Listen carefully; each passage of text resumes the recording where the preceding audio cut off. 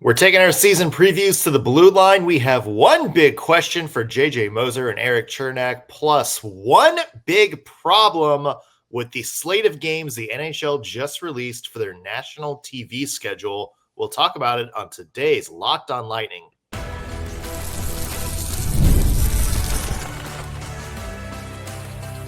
You're Locked On Lightning, your daily podcast on the Tampa Bay Lightning, part of the Locked On Podcast Network.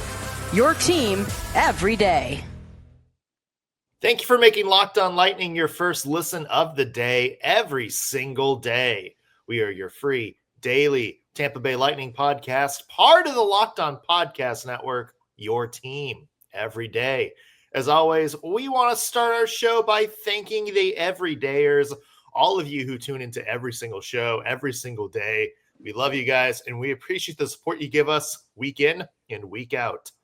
I'm Nick Morgan, and I am joined by my Ricks on the River to my Hat-Trick Sports Bar, Greg Stephen. Greg, happy Friday, brother. We made it. Happy Friday. That's what I was going to say. I'm excited for the weekend, and football is next week.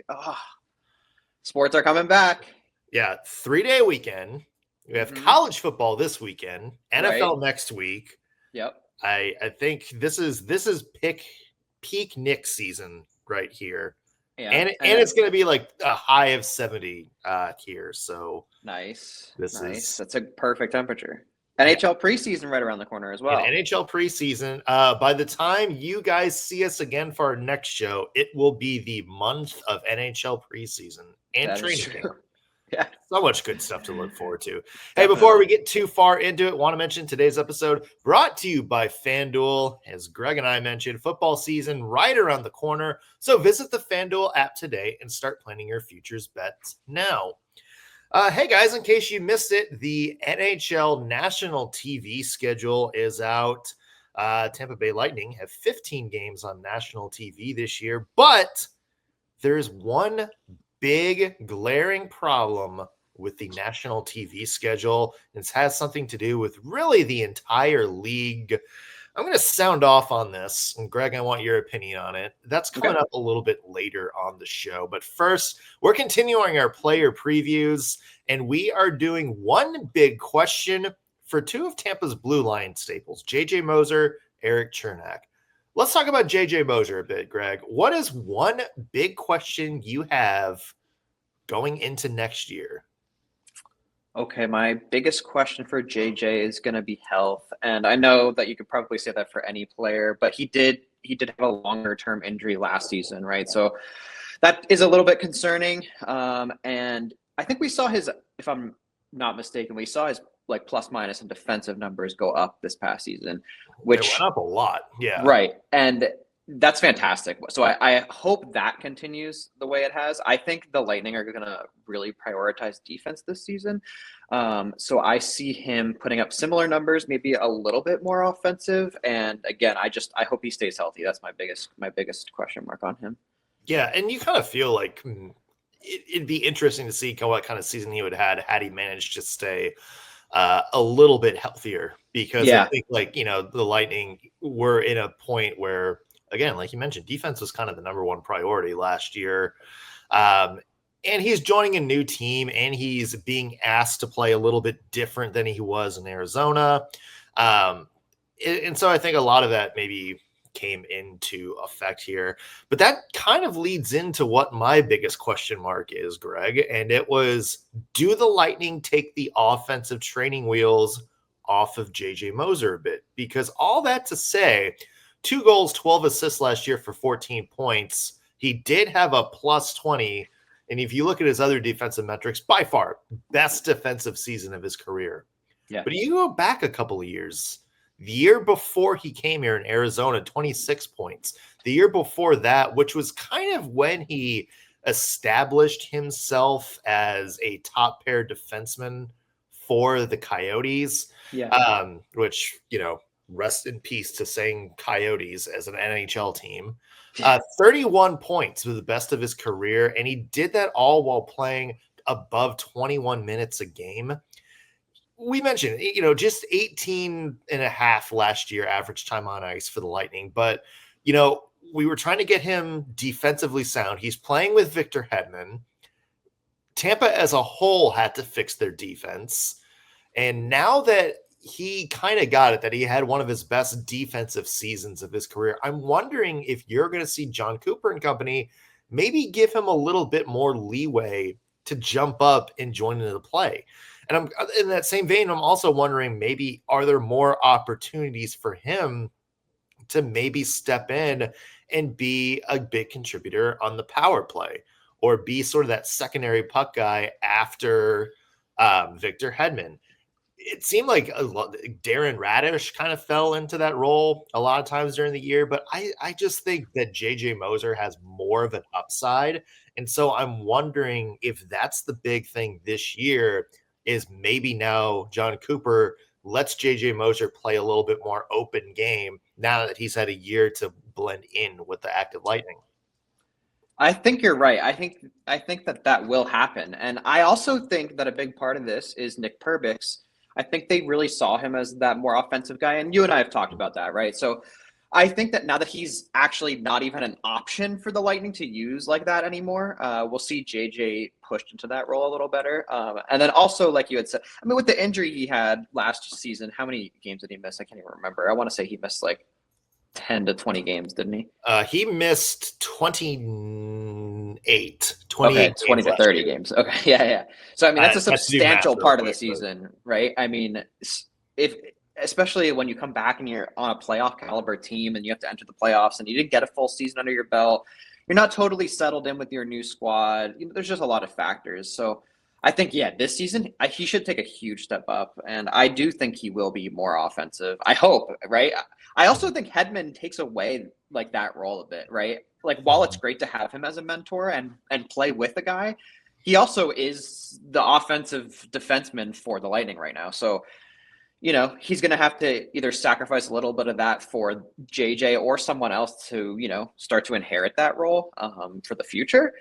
But right now, I think it's still Hedman. I don't think it's necessarily like either or.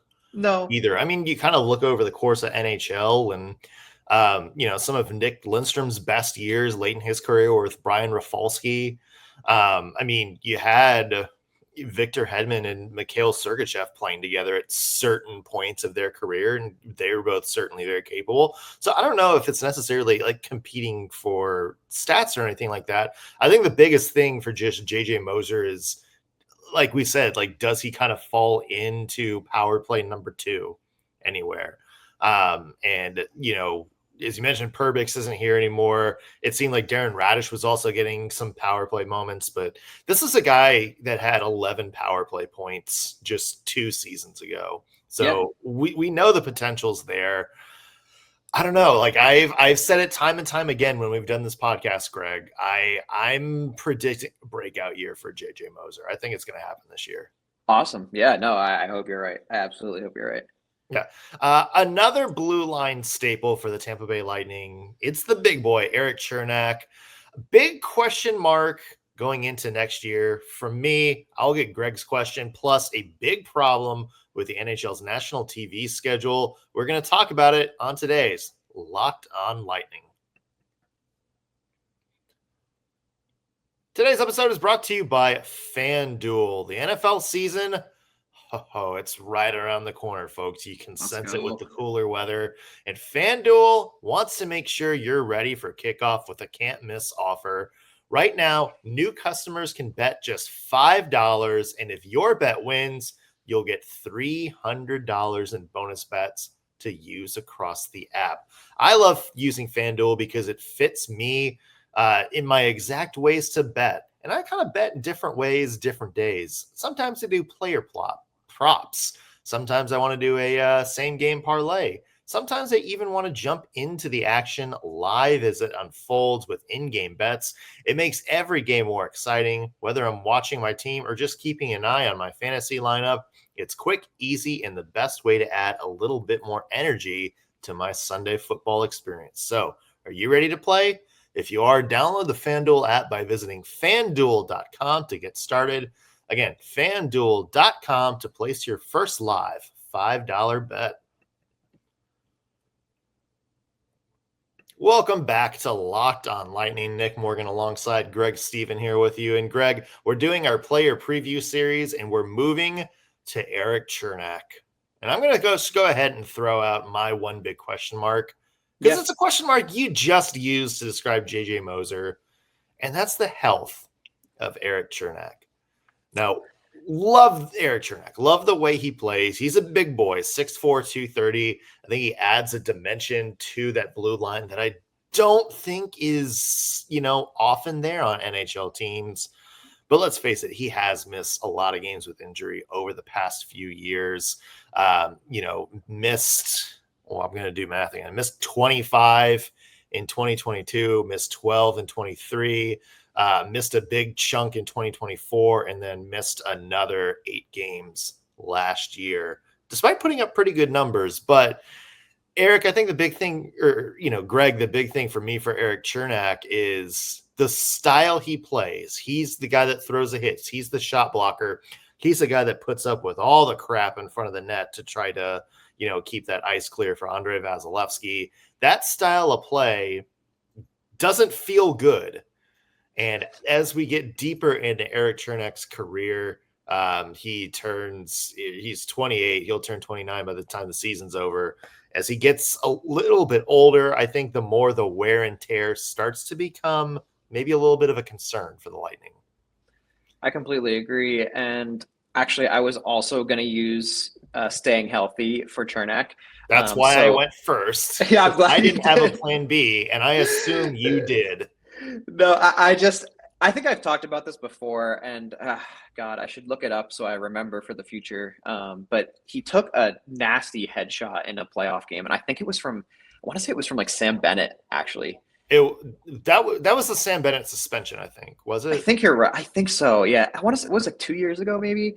But I swear, ever since that hit, he has just looked a little different to me. And I don't know if it's like I have a head trauma, susceptibility, right? I don't know what it is, and he needs to dial it back a touch.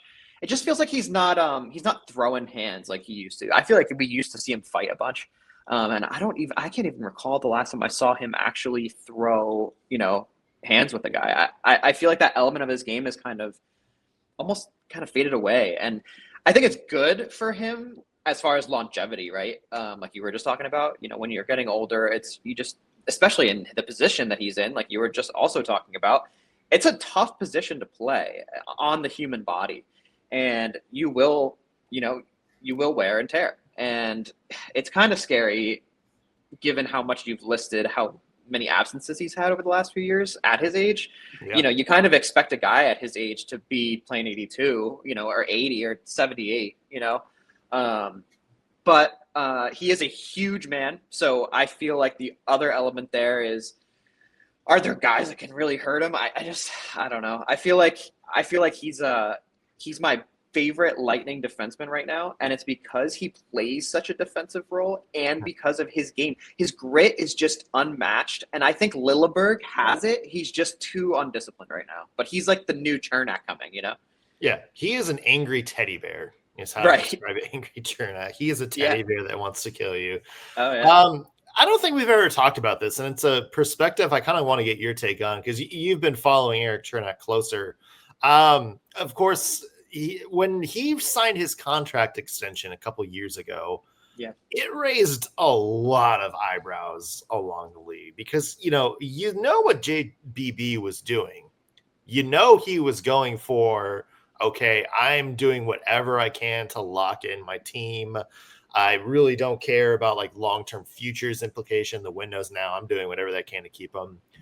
But for Erik Cernak, I mean, that's an 8-year contract, $5.2 million a year. Looking back now, this is only year 3. We're not even at the halfway point yet. He's here at least until 2031, or at least his contract is. Right. What's your take looking back on that deal he signed? Do you still think it was the right move, or are you thinking maybe it's a little bit of a risk at this point? I think it's the right move. I think the question you ask yourself right now is, would you pay him $5.2 million to play on defense for you? I think the answer is yes.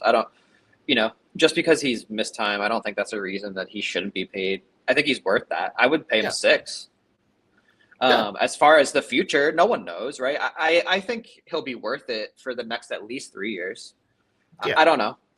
I think I'm with you. I agree 100%. I think he's a worth that money as a defenseman. I think the term is probably what a lot of people were like, okay. And I think he's a guy I want to have. Do you disagree? I just think I see him as a guy you want to lock in like that, and maybe others don't, and that's fine. I just think it's like an element to his game that a lot of people don't recognize because it's not on paper like a goal or an assist. Yeah, I mean, I'm with you 100%. I think it was just one of those things where is 8 years for that type of player worth the investment? Smart. Yeah, smart. Right. I think, and that's the only thing. Like, I think, yeah, if it was $5.2 million for 4 years, I think everybody would be like, "Oh, okay." I'd be like, "Hell yeah." Yeah. But I mean, like, we're talking about the 2030s that he's going to be under contract with the Tampa Bay Lightning, assuming he doesn't. It'll expire when he's what, like 34? How many? He's got 6 left. Quick math. So he's got 6 left. He's 28 now. So 34. I feel like that's a perfect age to know whether or not you're renewing that contract. Yeah. Yeah. And as I said, I think hopefully the health stays. So yeah, we'll have to see Erik Cernak, but I'm with you. I think it's if he can stay healthy, he's a really fun part of this Tampa Bay Lightning, just because I don't think there's a lot of players that have his sort of dimension right now on that team. And, we just talked about JJ Moser being able to go out there and be a little bit more offensive. Erik Cernak's the guy that if he's really cooking on all cylinders and he's got the physicality in front of the net and he's on his defensive game, that's the guy that will let somebody like JJ Moser go out and take some changes on offense, because Absolutely. You're going to have somebody very sound on defense. And, if he's with Ryan McDonagh again on that back end, there's going to be some fun opportunities there. That's a really good defensive line. I also think maybe that frees up John Cooper to maybe experiment with the pairings a little bit. Absolutely. Yeah, no, I think so too. And I also think that, like you said, he is like a unique defenseman, right? And I think that, like you said, not a lot of teams have guys like him. And he is, I think you said this exact word, exciting to watch. And I think that's a big part of hockey. He puts his all into every play, so physical, and the Lightning need that. Like, that's what's missing, in my opinion. That's the biggest element missing from the Lightning right now, is what Cernak brings to the team. I think if you lose Cernak, like, that whole element is gone and your team isn't even cup caliber anymore. They need the grit. They just do. And he is the guy that does that. And that's it. I don't even see a single other guy other than, like I said, Lilleberg with some discipline issues. He's the only other guy that I see like that grit from, and maybe like Hagel. Yeah. Yeah, you're going to see something from like that from Erik Cernak, I think, in every game. And yeah, I mean, it's interesting. I think like the Florida Panthers and before them, the Vegas Golden Knights prove that you need some of that physicality on that blue line to really handle some of the more physical teams. And especially, hey, I mean, you look at the 2-time Cup champs in our division with guys like Sam Bennett and, Matthew Tkachuk and Brad Marchand. Yeah. Their whole team is that. Yeah. I mean, even somebody like Sasha Barkov, who's got a lot of skill, but also isn't afraid to get in the gritty areas. You need players like Cernak that are going to play that hard role for you. So right. And if you think back to the cup winning teams for the Lightning, you had Maroon, you had those guys, and Killorn was kind of like that guy. Right. Exactly. So that is the element that kind of, was drained from the Lightning over the last few years. So we'll see. Well, speaking of some of the other teams around the league, the national TV schedule is out for this coming season. And Greg, I got to tell you, I've got one big problem with the slate of games the NHL announced. I'm going to get your take on it. We're going to talk about it coming up in just 1 second.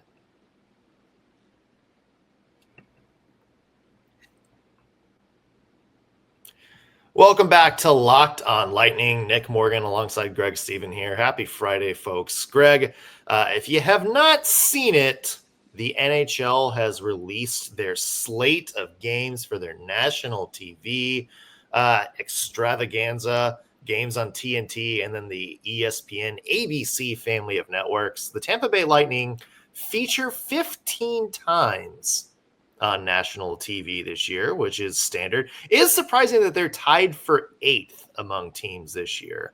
The Bruins, the Avalanche, Red Wings, Oilers, Minnesota Wild, New York Rangers, Pittsburgh Penguins, and one other team. Washington Capitals are the only other teams that have more games on national TV than the Lightning this year. Greg, any surprise teams in that list? I'm gonna not pretend like I know too much about the NHL's TV scheduling because I don't, to be totally honest with you. Like, I will always watch all the games no matter how I gotta watch them and whatever. But that being said, it sounded like all those markets were fairly large, so I don't really see why they wouldn't get the time they get, especially teams with guys like Crosby, right? Like, they're going to show him as much as they can before he's done. So it sounded fine. Yeah, I think the only team that I think I'm curious about the problem, though. Now you alluded to some issue, so I'm curious to hear what it is because I don't know. And I'm going to tell you. So there's 5 teams with 0 national TV games this year. Would you like to take a bet or take a guess? Guess, okay. To, and I'll make this easy for you, as to what region of North America all of these teams are from. Canada. Yes.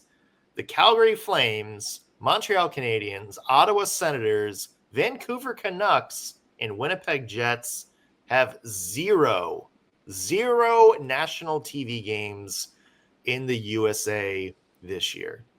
Now, look, I know that they're Canadian teams, and I know that the NHL is really trying to build their American audience, especially from the American TV networks. But these are some big teams that aren't going to get in front of a national TV audience at all. And this isn't a new thing. This has kind of been a problem for the last few slated games. I would really say since COVID. When the contract switched over to ESPN ABC, that this sort of has really started to hone in as a problem a little bit. You know, look at the Montreal Canadiens, 0 games. This is an original 6 team, and not just an original 6 team, but an original 6 team with a really young slate of players that are going to be really fun. I mean, you think of some of the best rivalries in the NHL. What's one rivalry that a lot of people say may be the best all time in the NHL? Bruins Canadiens. Okay. And I remember growing up watching those games on TV, you know, sort of the early years where it was, you know, Jose Theodore in net going against Joe Thornton. You think about later when it's Milan Lucic and PK Subban going at it. Those were some intense games with a lot of energy and a lot of fun. You look over the other side, Winnipeg Jets. They've been one of the best teams in the NHL for the past 3 or 4 years, and audiences in North America aren't going to, or audiences in the USA side of North America aren't going to see them play at all this year, unless they play their local team. So let me ask you a question because I want to get some clarity from myself. What does it mean to be on national TV? Like, are these games not on ESPN Plus then? Like, how does that work? These are games exclusively on TNT, ESPN, or ABC. This isn't, you know, pop on the streaming network or NHL Center Ice and find them. This is like, think about 2004 and you turn on ESPN. What teams do you see? Got it. Yeah. So this is that. And I think it's a big misstep. Because it sounds like it. You're shortchanging your fans in USA by not having some of these Canadian teams on TV. And I know, folks, I know it's the age of streaming. And if you want to find a game, you can find a game, whether it be, you know, a package on your cable provider, whether it be ESPN Plus, whether it be an illegal stream you found on Reddit somewhere. I get that. But I think if you're thinking of a casual fan, like if you're just thinking of somebody who's flipping channels and you want to just stop on ESPN because there's a really good hockey game on TV, the way I think a lot of fans in the 90s and early 2000s started to discover hockey a little bit more was just what were the cool games on TV. You're one of like the most fun teams in the league is going to be the Montreal Canadiens this next year. And if you're just a casual fan crawling, you're not going to know anything about them. Yeah. And I remember we had this problem a couple years ago where I think the Edmonton Oilers were on national TV twice, and they have arguably the best player of our generation on the roster. Yeah. And they fixed that. The Oilers have 16 games on TV. The Toronto Maple Leafs have 14 games on TV. But, you're shortchanging so many other good hockey markets. I mean, I know it's an original six market, but do you need 17 games from the Boston Bruins this year? Do you need 17 games from the Detroit Red Wings? I'm sorry, Mom and Dad. I mean, based on roster alone, the Bruins, I don't need to watch. I know 17. It's the market. It's a market, but yeah, if we're just 100%. a casual fan, which is what the NHL wants to grow, like what they want to target in some of these national TV games, are you going to show them Detroit versus Boston?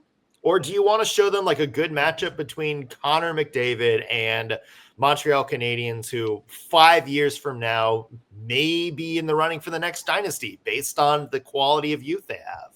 Yeah, I mean, it's very possible. I don't see any reason why it wouldn't be, unless it's something based on I guess I don't know. I don't see why it wouldn't be. Like, why would they not just divide it more evenly? Especially it's not I guess because that local market can't see it on American TV because they're not in America. So I guess that's kind of why. Yeah, and I know that's I don't know if somebody from Canada is listening in, like how many American teams US games on CBC and everything like that, but I don't know. I hate it. I know myself as a hockey fan, I'd love to see some of these teams more. I would love to see the Ottawa Senators in action more, not just in the playoffs, but I'd love to see just Brady Tkachuk play a game, on a random Wednesday night against a good opponent. And that's kind of the thing for me. I think the biggest thing for me, Greg, and I want to see if you agree with this, I think the NHL's maybe biggest shortfall over the last couple decades or so is they're marketing teams and they're not necessarily marketing superstars.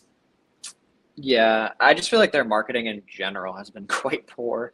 I don't love a lot of the direction they go with some of the events they run too. It's just, I don't know. Things could definitely be better. So I absolutely see why this is more evidence of that. So absolutely don't disagree with you. I just also feel less educated in this area, so I don't want to say too much and be like, oh, dude, No, you're doing great. You're doing great. No, if anybody out there listening, if you disagree with me, let us know. Chime in on the YouTube channel and drop us a comment.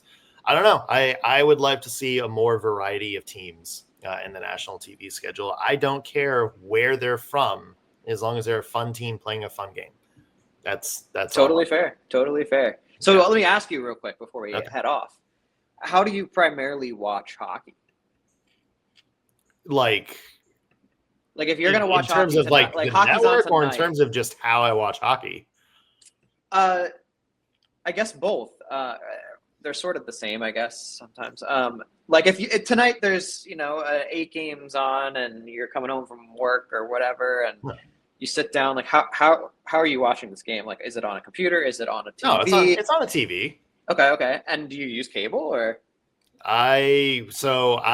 Because I'm not in Tampa, I'll use ESPN Plus, but I'm also not going to scroll through ESPN Plus to just see what games are on. I'm not going to go through that process. I'm going to go through and jump through the bells and whistles to find the Lightning. But if I'm turning on the TV and I'm just wanting to see what's on, I'm going through You're not on ESPN. Scroll. I'm going through I'm going to this through the scroll and just see what catches my interest first. I got you. So if there's a good hockey game on, TNT, that's usually the first I turn to, but it's always the Rangers or it's always the Bruins. And I'm thinking, especially for somebody who's not a big hockey fan, which I think is what the NHL wants to target, they're probably doing it the same way, And so I think to grow the game, you have to have a variety of teams in there. And then, hey, even if it's like, if you want to get Boston in there, that's cool. Put Boston on against Montreal and show off the blood feud. Show New York taking on Montreal. Martin St. Louis' big return to Madison Square Garden. That's like, show me some of that. Show me some variety is what I'm saying. You can still, I think, target to some of these big big USA hockey markets while also getting some Canadian. At least sprinkling a few. Right. You can sprinkle at least a few games of them in there. Yeah. I don't know. That's my take on that. If anybody disagrees, feel free to let us know. Hey guys, before we go, important request. Locked On wants to hear from you guys. We put together a survey to learn more about our listeners, and the goal is to make your favorite podcasts even better. So this is your chance to tell us what you like, what you don't, and answer questions about our advertising. Go to lockedonpodcast.com/survey to get started. Everybody who completes the survey will be entered for a chance to win one of 10 $100 Amazon gift cards. Again, lockedonpodcast.com/survey. You can also find the link on our show notes. Thank you so much for helping us out. That's going to do it for us on today's Locked On Lightning. Greg, we've made it through one whole month of shows. Our first month of shows. Congratulations. Big note for next week. Monday is Labor Day, so everybody enjoy the day off. Greg and I will be back Tuesday with our normal Monday episode. And then, folks, as we get closer to the season, we're going to transition to 5 days a week. So be sure to tune in for that. In the meantime, everybody enjoy your holiday weekend. For Greg Stephen, I'm Nick Morgan. We'll see you next week.